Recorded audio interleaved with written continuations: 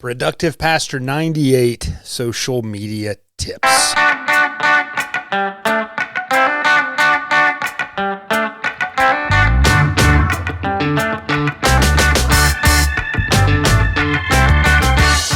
Welcome back, friends. Another episode of Productive Pastor, the place online we talk about healthy ministry through strategic productivity. Your host, Chad Brooks. It's great to have you. We've been doing this series on social media for the last month. And this episode's what I want to do is just share with you four things about using social media strategically. And remember, our end goal is not to do more things, but to do less things better in order to maximize the time that you're spending on this, but also for you to not spend just a bunch of hours in front of a screen. If you want to go back and check out the previous episodes, you find them on the feeds, but this is what we covered so far. Number one, we talked about the idea of scheduling social media using a content calendar and beginning to build these out in content blocks rather than just randomly posting all throughout the week whenever you feel like you need to post something. Then I talked about two different tools, ways that you can use these as part of your social media strategy to gain a lot more ground.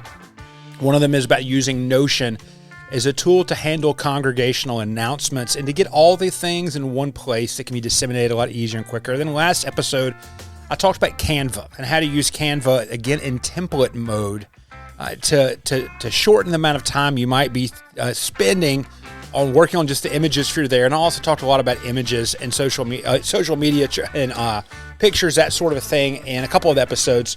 But we're going to wrap it up with these social media tips. And this is not so much going to be a cohesive, linear process, but really four things that you can do to use it more effectively, taking in some of the principles we've talked about so far in this month. And this is the first one I'm going to talk about is this. And I've said this phrase a lot of times in a lot of ways, a lot of places. But it's this: don't enter the arms race.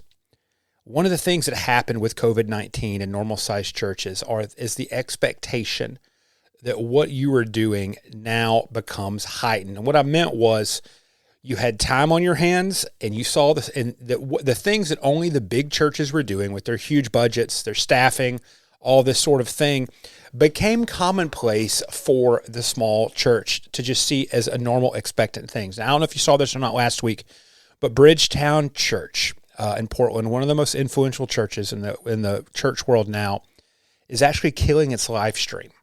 They're actually going to stop doing the live stream. They're going to still have the sermon video if you want to watch that on YouTube and have the podcast, but they made the decision, they are going to stop doing a live stream. They were not doing a live stream before COVID, and they've realized the time has come to sunset the live stream out.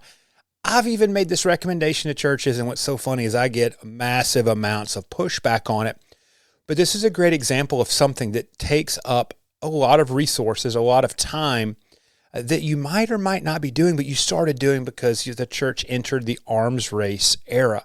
When you're thinking about church social media, especially in the normal-sized church, it's really about asking yourselves the question, what is the most effective way for you to use social in the most appropriate amount of time? Now, this might be an interesting thing for you. For those of you that are time audit fans, you've heard me talk about time audits, time in and time out. I'll try to remember to put a link in the show notes to my free time audit tool that you can grab and I can give you. But maybe it's to do an audit over the course of a month and say, how many hours a week am I spending on some sort of communication or social media enterprise, to see how much time you're actually spending inside of this. And what you might find out is that you spend a significant amount of time managing the live stream or some video aspect, or you realize it might be, creating events for every single thing your church does on Facebook, that sort of stuff. But what really the question is about to realize, are you entering the arms race, is this: what's the most effective way for you to use social in the most appropriate amount of time?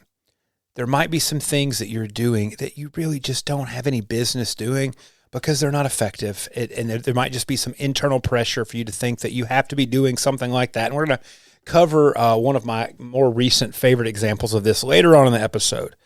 But just asking yourself that question: is what we're doing, what we're spending the most amount of time on, is it moving it down the line or is it not moving it down the line?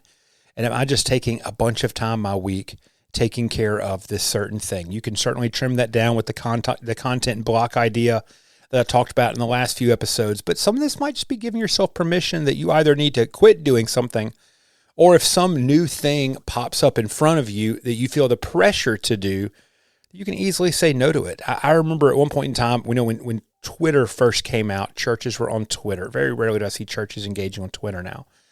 But how many of your churches have a Facebook page, have a website, have an Instagram account, and they're trying to do things on TikTok? That's a big, huge spread for a church that might have 80 people there on a Sunday. Why are you there? I go back to that question. What's the most effective thing for you to do on social in the most appropriate amount of time? That leads us into our second thing that will help you understand this. Use your metrics. We've been kind of Facebook centric on these episodes a lot because I think that is the social media platform that every church, no matter what, needs to be on. But, when you go into your page, when you go into the Meta business account, do you go and look at your metrics? Do you see, is there a certain kind of post that always performs better than another kind of post? Are there certain posts that tend to last and get engagement over several days as opposed to, not getting any engagement at all on the day the post is made?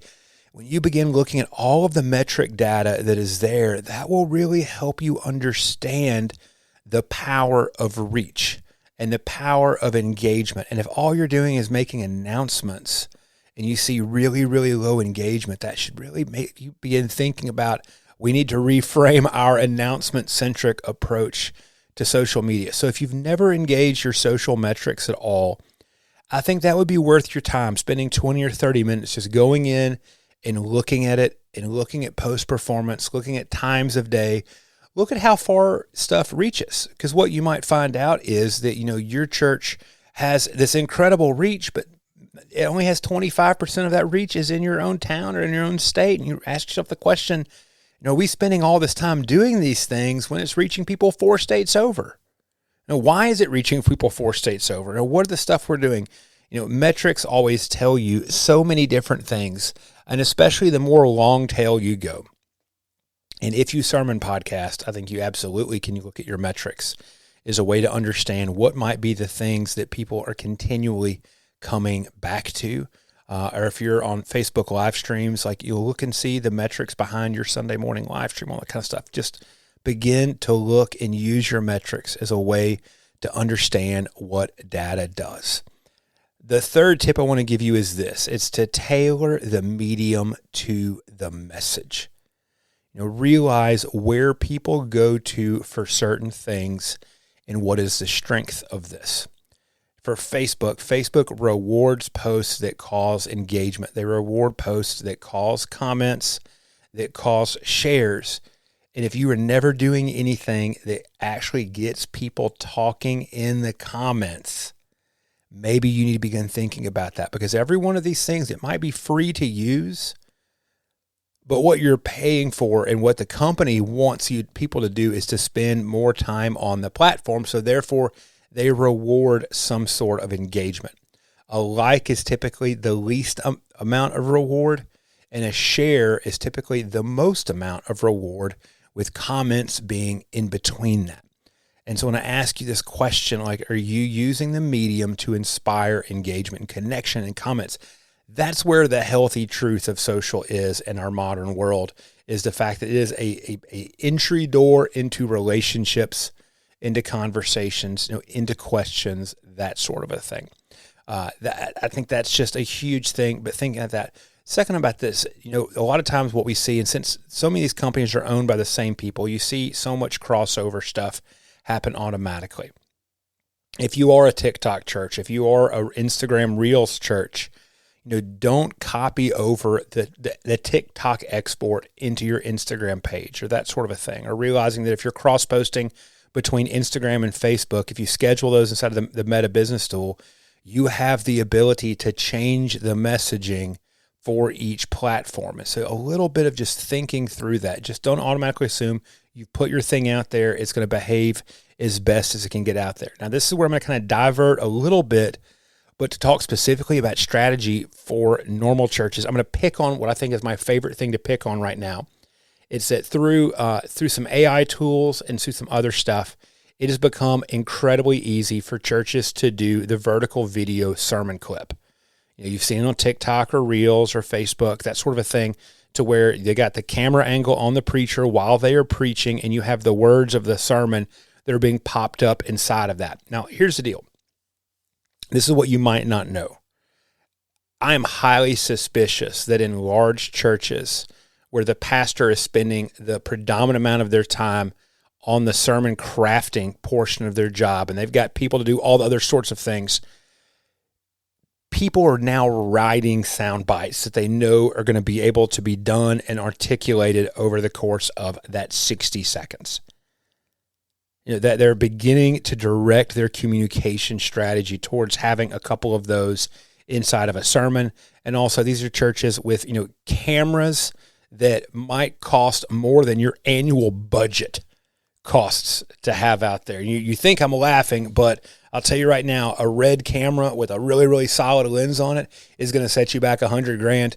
It would take my church 2.5 years to have $100,000. They've got so much stuff riding on making that clip look absolutely beautiful. And then I see churches that are just normal sized churches that are working off of an iPhone or a $500 DSLR or a Mevo camera, something like that. They grab and the pastor sometimes is behind a pulpit, and they grab the video. It's not moving. If you look at these big fancy churches doing the vertical video, the camera also always has a little bit of movement into it. And there's all sorts of tiny little dynamics that make that clip look super compelling. And there's free tools out there for the pastor to think, I can get this exact same popular side of things off of it, and we can get this sort of stuff in our church. But friends, it just doesn't look good. Like, it just does not look good. And I'm dogging on this because I am applauding your realization that short form vertical video is hot right now. And instead, what I wanted to let you know is I want to say there's something you can probably do better that's more compelling, that actually will take advantage of the medium to drive folks to you. It is this. I use a tool called Pulpit AI. I don't work for them. I've gotten some free credits from them. They're good friends. And so there is a weird amorphous relationship. But one of my favorite things now is to, when I import my sermon into Pulpit AI, which I use for all sorts of discipleship resources, I'm not going to make this a Pulpit AI episode. I can ask the AI prompt, and the AI is crawling my sermon. It's not crawling anything else. It's crawling my sermon, which I have already imported into it. And I give it the prompt, hey, give me 5 outlines for a short vertical video based on the content from this sermon. And then, grab your phone. You don't have to have a DSLR. Grab your phone. Now turn it around so you're not doing selfie video, because the back camera always looks better than the front camera. And think about, how you might share something that takes 45 seconds, a minute. You can do it from your car. You can do it from your office. You can do it from wherever. And you learn to communicate directly in that idea for those 45 seconds, 1 minute. And that is that clip that the things you're trying to get off of that sermon clip, you're going to be able to get off of being transparent and being normal and talking directly to the camera, because the algorithm is absolutely rewarding those sorts of videos right now, which means they will put them in front of more people. So that's just one example I wanted to share with you about tailoring the medium to the message. And I think there are some ways that smaller churches, that normal sized churches, can actually do a significant better job at being relational than what the large church does with the large church budget. Just food for thought. Put that in your pocket, and you can get mad at me if you want to, and I'll apologize to you, but that's one example of, I think, where we can tailor the medium to the message and be a lot more effective than just entering the arms race of, okay, great, now we have to do vertical video with the words on top of it.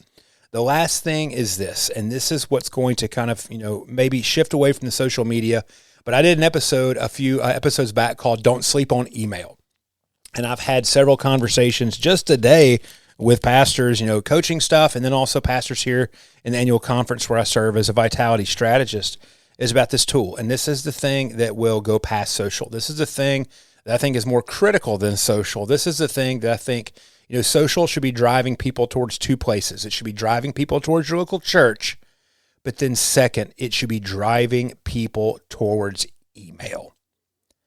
And I know there's some people that say that email does not work in the local church. And what I will tell you is email's not working for your local church because nobody wants to open and read your emails.